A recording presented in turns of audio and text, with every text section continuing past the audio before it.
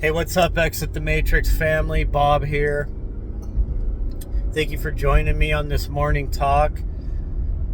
Just heading off early to work here, just the usual, getting through the daily grind. Hey guys, I didn't really have a specific topic today. I just kind of wanted to continue on with our talk the other morning, which was just about in general waking up, and just a lot of different topics that kind of go around that. I was talking about how they control us and why, and so I just want to keep elaborating on that. This is so important that people get this. You are a fractal of Source, an individual aspect of consciousness of that all mind. Essentially, the universe, folks, is the mind of God. And we are our fractal of that Source, a fractal of that mind, but we're like our own individual identity, unique perspective. And that's why we're all different. We all, not only when we incarnate onto the earth, into the human avatar, we have a unique avatar, that it's got its own unique fingerprint, its own unique DNA coding. But our spirit, our consciousness, our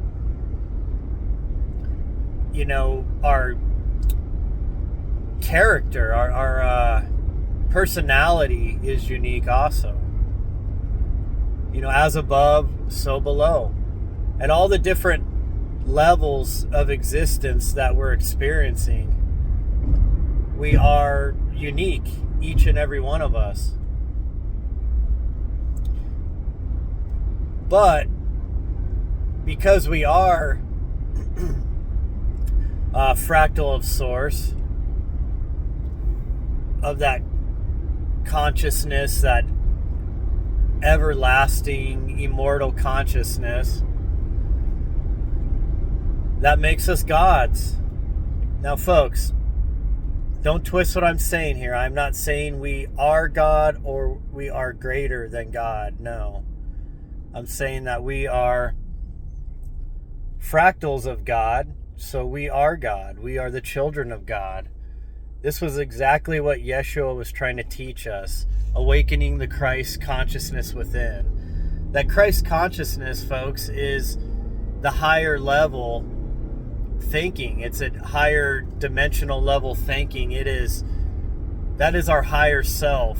That is our connection to Source. And awakening that in this realm is important because this realm is a game. It's a playground. It's a school. It's a sandbox. And the people that rule this realm, they figured this out way before we did. And they've kept that secret away from us the whole time. Just look, though, at how much of a grip on these secrets they're losing.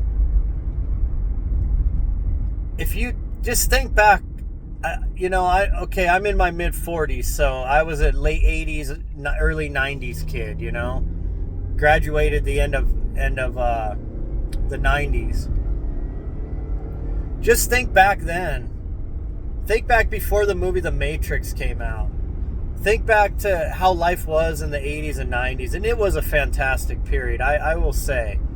Some of you would laugh and say, well, you just think that because you grew up in that, in that era. But I gotta say, folks, we still had some innocence in the 80s and 90s, but we were just starting the internet. Cell phones were just starting to get developed in the late 90s.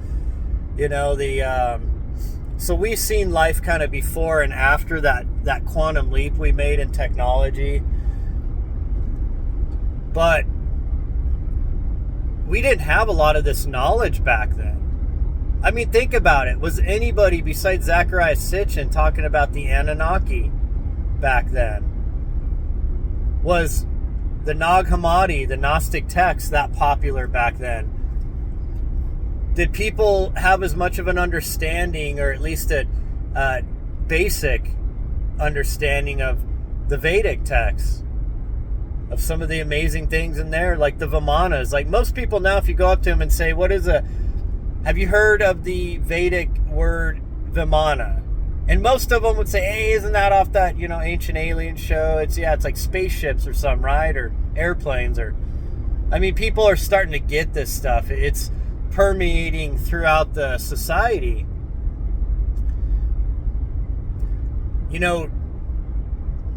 A lot of this stuff like Tartaria coming up. And I've had people, wow.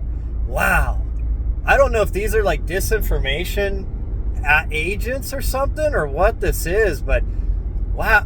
I mean, you guys know me. I cover like a lot of like pretty hard topics, pretty deep topics, like pretty outside the boundaries of normal societies, topics that they would talk about. But man, just one little video I did about Tartaria, not even really going into a lot of detail, just, offhandedly talking about it, about, some stuff I've read about it, and, ancient maps and other references that I've seen about it. And man, people are just attacking me about that left and right. They're saying it's a psyop, that it's all being made up, and this and that. And I mean, now what was Tartaria? Was it the super advanced empire in the, around the Middle Ages that they're lying to us about, that they tried to hide, that was destroyed in some kind of, people talk about the mud flood and other stuff. I don't know, folks. I really don't know. I just thought it was an interesting topic, but wow, man, people attacking me about that, like, just, it was crazy. I only get attacked that bad when I talk about the Old Testament God being the devil. And so this Tartaria thing, I don't know if it just really pisses people off because that we would be lied to about this grand, great empire with possible technologies that were advanced that we were never taught about in school, and then all of a sudden it pops up into the zeitgeist, and it's almost like a Mandela effect itself. So I don't know, maybe it is a psyop. I mean, now that I think about it, it could be.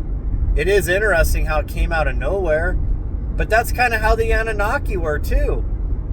But the thing with the Anunnaki is we can back it up with the tablets. For those of you that say, oh, that Zecharia Sitchin made up the Anunnaki, I would say you're just ignorant, because you can simply go read some of the translated tablets, and they are called the Anuna and the Anunnaki. The Anuna was their older, more original name in the Sumerian tablets, the older tablets. They were called the Anuna, the Council of the Anuna, the Shining Ones. You've heard that before, right? The Shining Ones, the powerful ones. That's also what Elohim means, folks. The powerful ones, the shining ones. Same thing. The Elohim, the plural gods that's in Genesis, that Bible scholars do backflips over trying to turn that into the Trinity when it's not. It clearly says, come let us make man in our image, after our likeness. And it references that a few different times. And then you read the Sumerian cuneiform, Atrahasis tablets, and, and what you get from, what you can garner from the Epic of Gilgamesh and the, many different tablets, the Enuma Elish, the Sumerian Kings List, and you start realizing, like, damn, this is all, like, right in our face. Now when you read that, and then you go back and read the Bible, Genesis, you realize that, for one, the Old Testament was based off the Sumerian cuneiform, at least as far as the older stories go. I mean, there comes a point where it kind of turned into just the whole play about these Israelites. But the older books, the pre-flood time and all that, is all definitely based off of the cuneiform. And a lot of the just right after the flood, too. Like the Tower of Babel. All that's all based off the cuneiform. But what you realize is that the Old Testament was never about a singular God. It was always about these powerful ones, these shining ones, these ones using humans as their game pieces in this grand chessboard that we're all on. They used us as their soldiers, as their playthings. They used humans to go after their other siblings' lands and peoples, and it became a grand game. You know, originally they hybridized the human species, and they made these avatars so that conscious energy could come down and inhabit them. Oh, and that reminds me, folks, I forgot the last video I did here, that's on the same subject. I forgot to mention, I realized it after I got to work. You know how I get sidetracked, and please forgive me for that, folks. I just go with the flow, okay? Where I get sent to speak about, I go with it. Maybe that's my mind just jumping around, I don't know. But that's how I think. So I hope you're okay with that. The bigger picture, if you just look at it, it all connects.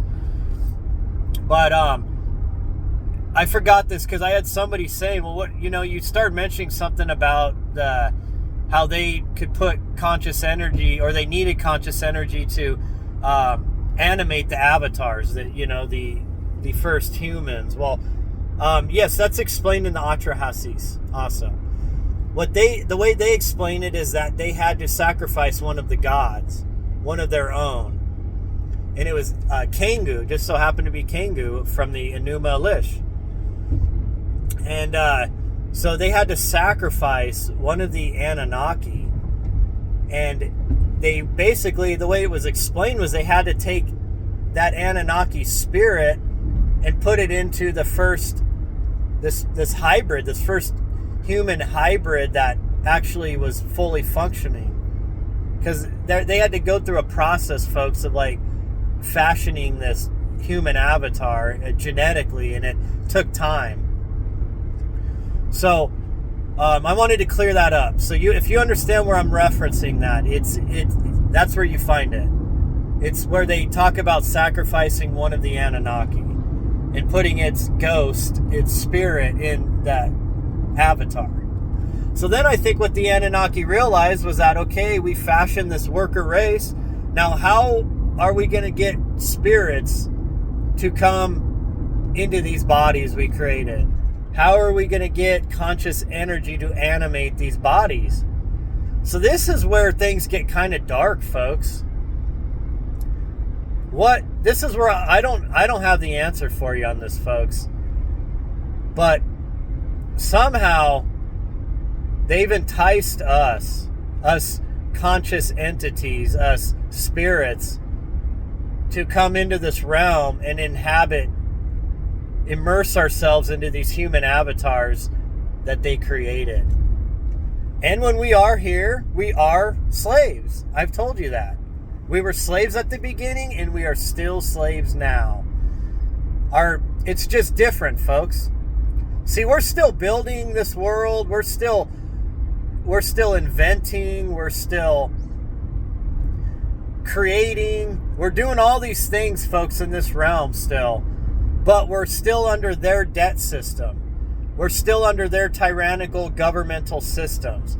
We're still worshiping their false religions that they created and designed for us to worship them as God when they're not God.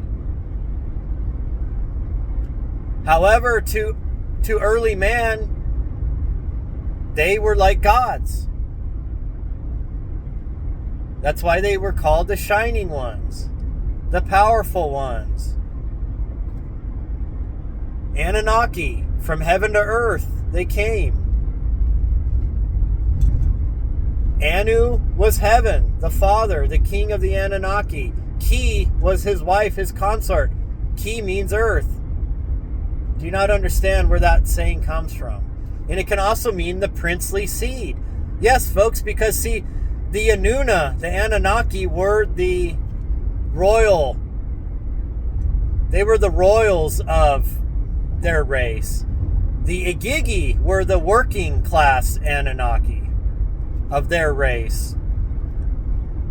So that meaning Anuna, Anunnaki can have multiple meanings, just like Elohim, folks. But Elohim is Anunnaki. They're both the same. Do you not get what I'm saying here? It's just different interpretations of different languages. That's it. But it's the same characters that are being spoken about.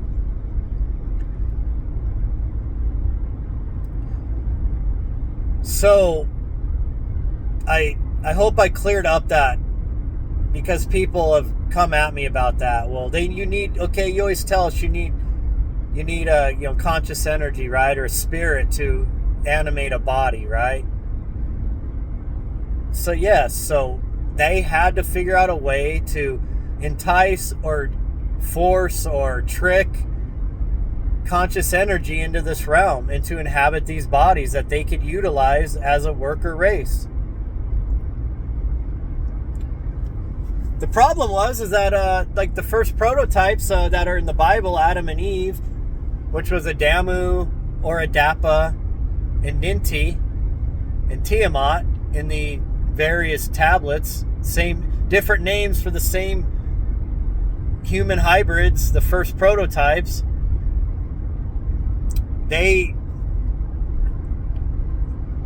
Folks, sorry. I got sidetracked. Let me reel it in here again. Geez. Sorry, I had something that took my attention away, and it was like my attention just blew past, like a bug in the wind or something, Okay, where would we go? We were at Adapa, the Damu. Oh, yeah, yes. So, you see it in the Garden of Eden, folks, in the Genesis story, how Adam and Eve became self-aware. They realized that they were inhabiting these human bodies. And then they realized that these human bodies were naked. And then they realized that they wanted to dress like the Anunnaki, have clothing on. Like Yahweh, who was in Lil, strolling through the garden, right? The unseen God just, strolling around like he's a dude. Yeah, folks, because he's not the creator of all. It's time to wake up. You see, you're not... You could study your Bible a million times, folks, but if you don't understand the symbolism, if you've never read the cuneiform tablets, you don't have a background on this information and what they're telling you. Because you've only been getting taught from the perspective of the church, of a religious order, by one of their priests. Well, folks, I've told you before, religion is one of the pillars of control and tyranny over man. See, when you read the cuneiform, then you go back and read Genesis, it all makes sense. Then you see, wow, okay, here comes Enlil walking through the garden, just strolling through the garden, and Adam and Eve are hiding from him, and he wants to know what's going on, and then he sees that they fashion clothing for themselves. They're trying to cover up their nakedness, right? Or yeah, that's right. I guess they were trying to cover themselves up, and then he fashioned clothes for them with like animal skins or some such. But anyways, the point I'm trying to make, folks, is that it was like they brought these spirits into these avatars, and then they realized, like, wow, like they became self-aware. Like, holy crap, I'm in this body.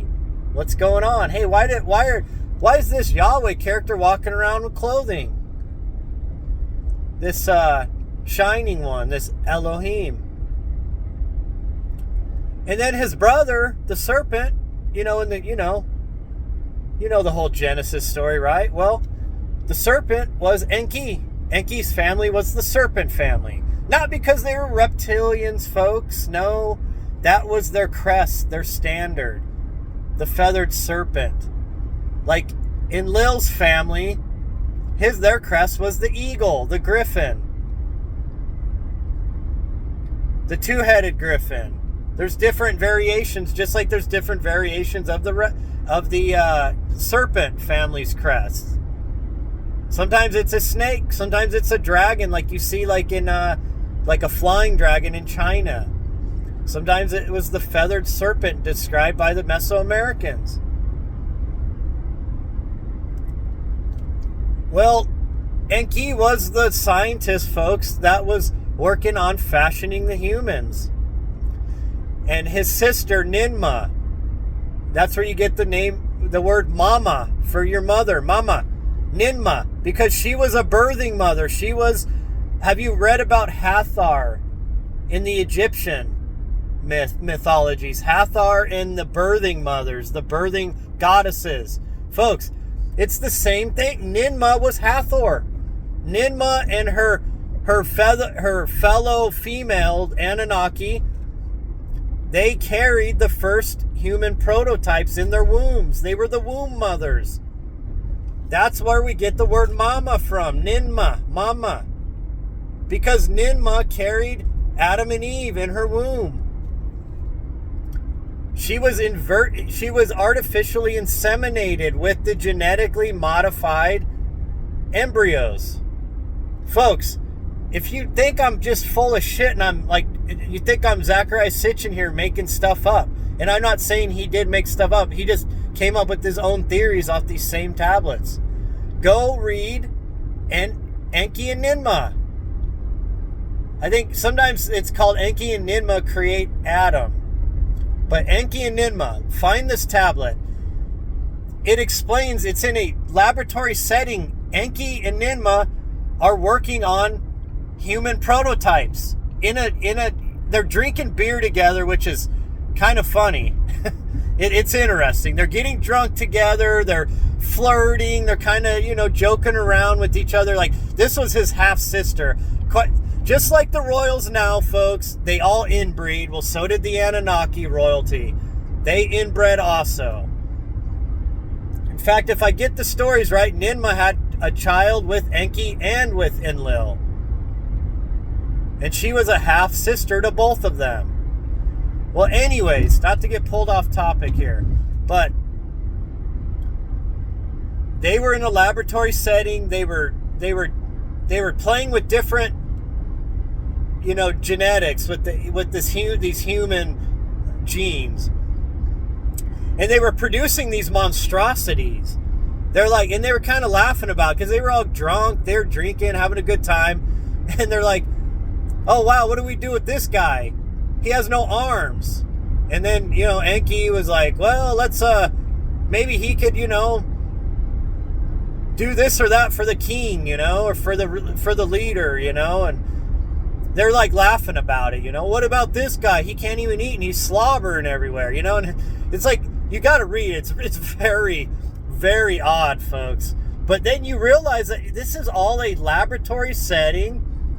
These people, these humanoids, Enki and Ninma, they're carrying out genetic experiments while they're drinking and carrying on together, and they think it's funny. Which, man, that's kind of scary though when you think about it. To them, it's just a joke. These monstrosities that they were creating were just deformed and they couldn't function, It's like, but I think the underlying story behind this, folks, is that they're talking about how they were fashioning men, genetically experimenting.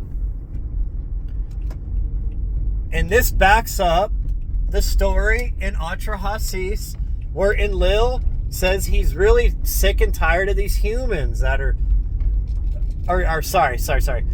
That's another part of Atrahasis, where he's talking about how the Agigi are trying to come and overthrow them. They're rebelling. And he goes to his brother Enki and says, you need to fashion some workers so that we can free the gods from their labors. The gods, the Agigi, are rebelling under the weight of their labors. They're tired of digging the canals and mining, and they've been working hard for too long, and they're heroes. They're not meant to do this physical labor. Because probably folks where they come from, they probably had robotics and AI doing most of the manual labor. But on this, when they came to this planet, Earth, realm, I don't care, folks. I get tired, my God. Those are other ones, man. Getting jumped by flat earthers and round earthers, my God.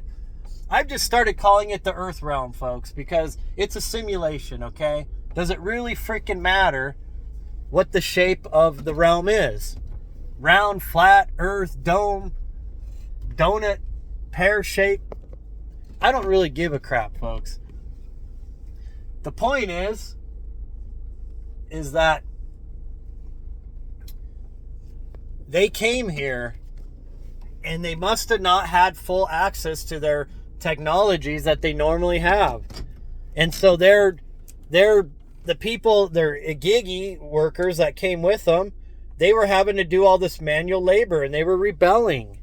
And so Enlil, Yahweh, went to his brother Enki the serpent and asked him to fashion a worker, a Lulu, they called it, to replace the work of the Igigi.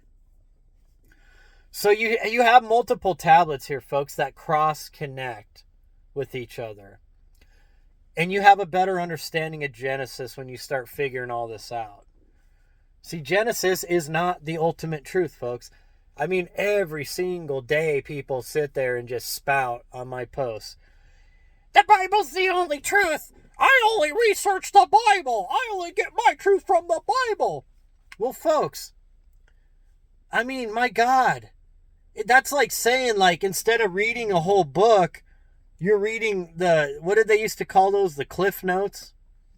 They used to have those things you could buy that were like cheat sheets, you know, like if you had like a book report, you know, instead of reading the whole damn book, like say To Kill a Mockingbird, you could go get the little To Kill a Mockingbird, like the little, you know, cheat sheets on it, basically, the Cliff Notes.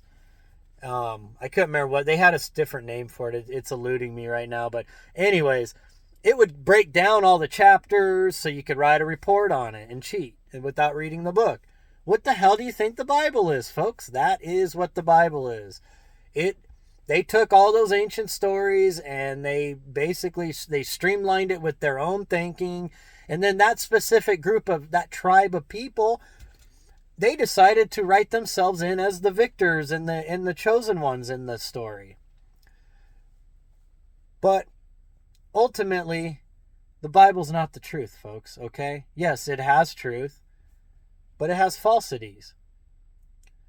See, did Genesis explain all of this genetic manipulation? Did it explain to you that it was these Anuna, these multiple God-like beings, at least to Adam and Eve, that worked on this? Did it really explain what the serpent was? That it wasn't a damn snake, folks? That it was representative of the serpent family? No. But if you read the cuneiform, a few of these tablets, and then you go read Genesis, now the story makes sense. Now you realize, wow, this Yahweh character, the unseen, unheard God, right? That was just happened to be walking around the Garden of Eden, and Adam and Eve were hiding from him, and, you know, and he's calling out to him, where did you go? And, you know. See, he was so mad at his brother, folks, because Enki gave these humanoids, these humans, the Homo sapiens, this prototype race, higher intelligence than Enlil wanted them to have. He just wanted simple workers. Folks, we are watching the same thing get started now. We are doing what the Anunnaki did, except we're doing it with robotics and AI. The same exact thing, to replace our labors, right? Isn't that what they all tell us? That your job's gonna be replaced, your labor's gonna go away, there's gonna be robots and AI doing all the work here in the future. Even your white collar jobs, management jobs. Think about it. You don't need lawyers when you have AI that can break down every single book. I mean, every single that can scan and go through every single like law book, every single court filing, every court, whatever. You get what I'm saying. You don't need lawyers no more, right? What about politicians? When you have AI that can run systems like efficiently without bias, what do you need? What do you need city managers for and city councils and all this stuff? So a lot of you white collar people like to laugh, like, ha ha ha, what are these blue collar idiots gonna do once their jobs are replaced by robots and AI? Well, there, white collar boy, doctor, lawyer, politician, your jobs are gone. Upper management, CEOs, your jobs are gone. See, do you not get this, folks? We're doing exactly what the Anunnaki did. Except now it's, we have people like the WEF and all this that like to call themselves the rulers of us. And now they're the ones wanting to fashion these new Adam and Eves, these new systems to replace our labor. And what do they say? Well, we'll just pay you basic income, right? Universal basic income. So you can sit at home, plug into the metaverse, while robots and AI do all the jobs and produce all the food and provide you with everything you need, It's kind of like that. What was that cartoon, Wall-E or whatever? The one with the robot and the people just like float around in their lounge chairs and food comes up in it and they don't even get up to poop or nothing. Like it all gets, taken care of by the chair they're sitting. I mean, that's what folks like. I know it sounds crazy, but my God, look at a lot of your fellow, people you see around like society, your fellow brothers and sisters that are like 300 pounds overweight, just every day they're at McDonald's. I mean, they're just, you don't think these people just sit on their ass and rot away basically if this was the situation? A lot of people say, well, we'll have time to go out in nature and you can paint and do art and do sports and if you don't have to do physical labor all the time. And that's fantastic, folks, if that's what it can truly free us up to do. But how many of us are just going to sit on our asses, rotting away on couches, just like in that movie Wall-E? It's a good question, huh? But we are doing what the Anunnaki did, folks. And there's a reason for that, folks, because we are them and they are us. See, I'm not saying our spirits are them, but our human avatar was designed after them. We look like them. So you got to understand this. That's why it says in Genesis, come let us make man in our image after our likeness. So a lot of you guys, you get caught up in like all this like Arcturians and all these different alien races, the Greys, the tall Greys, and I'm not saying there aren't any of those. I've already told you guys the small Greys, those are robotic biological entities that the Anunnaki use to carry out missions on Earth, to collect DNA, to do other jobs. That's why people say they're like soulless. They're like little, it's like they stare at you, but there's nothing in their eyes. There's no soul, because folks, those are not truly living entities. They're robots is what those small Greys are. They work for the Anunnaki. They use them, okay? Now, I'm not saying there ain't all these other races, but folks, we look like the Anunnaki. They look like us. That's how we were able to copulate with them. That's why you had the stories in Genesis about the fallen angels sleeping with human women. And this is also in the tablets, folks. And this is explained in all of the mythologies, the Greek. Remember Zeus going down and raping Persephone and other women and all that? Well, Zeus was Enlil, Yahweh. Yes, the storm god. In fact, Yahweh was a Canaanite storm god, folks. And it's interesting that in the Greek, he's Zeus. And his brother, the fish god, Oannes, Enki, is Poseidon in the Greek. Inanna, Ishtar, Isis, what's her name in the Greek? It was Athena. I might be getting her mixed up, but she might be Athena, I think. I think she's Athena, because that's right, because Inanna is the goddess of war and fertility and love. And Athena kind of carries that I could be wrong, folks. But anyways, if you get what I'm saying here, even the Greek stories of the Greek pantheon of the gods of Mount Olympus, it's the same Anunnaki from the Sumerian that they are speaking of. See, folks, 2,000 years ago, 2,500 years ago, humanity still had the remembrance of the Anunnaki.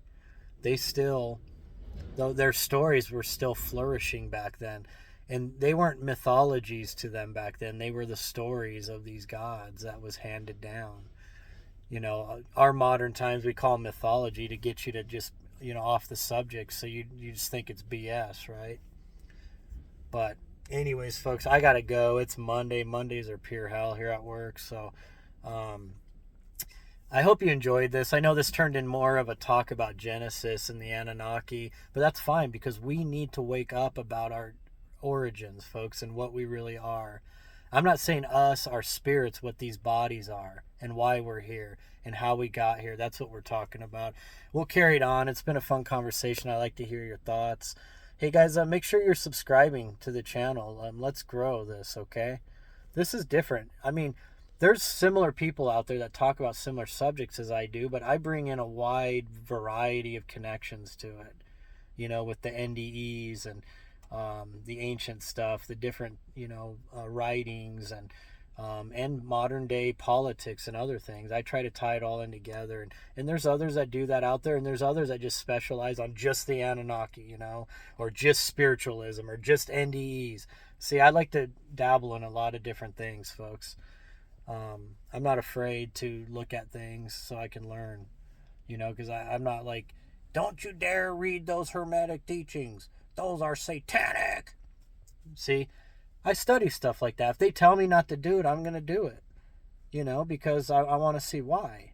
And then you start realizing why, because when you start reading those like the Hermetic teachings and mystery school teachings, all that, you start realizing, holy shit, they were telling us about the quantum field thousands of years ago. We knew this. This was known knowledge then. And that's why our world is the way it is now, because the rulers of the past manipulated the quantum field. They understood what this realm was, and they didn't let the peasants have that information. The common man was not allowed to have that information, and that's why the 1% rules the 99%, folks. So when I'm trying to teach you this stuff and you're attacking me saying, well, you're going against the Bible, you're talking satanic talk, you've been possessed, you've been blah, blah, blah, blah, blah, blah, blah, blah. Why, folks? Why would people get mad about that? Well, it's simple, folks. They don't want you to know it. Right? The truth will set you free.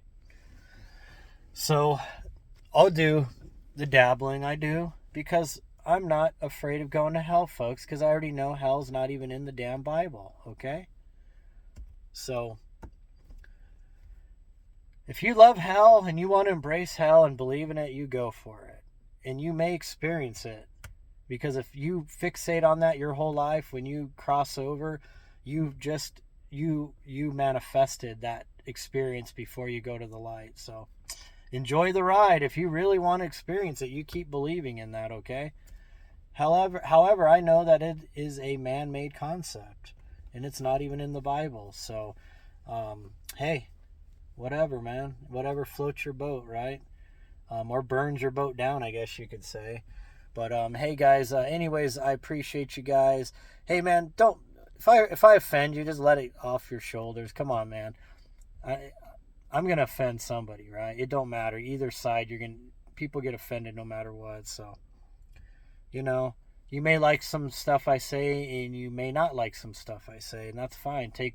Just go with whatever resonates with you, folks.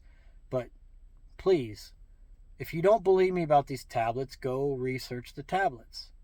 Read them yourself, and then go read Genesis, and then come back to me. I'd love to hear what you think.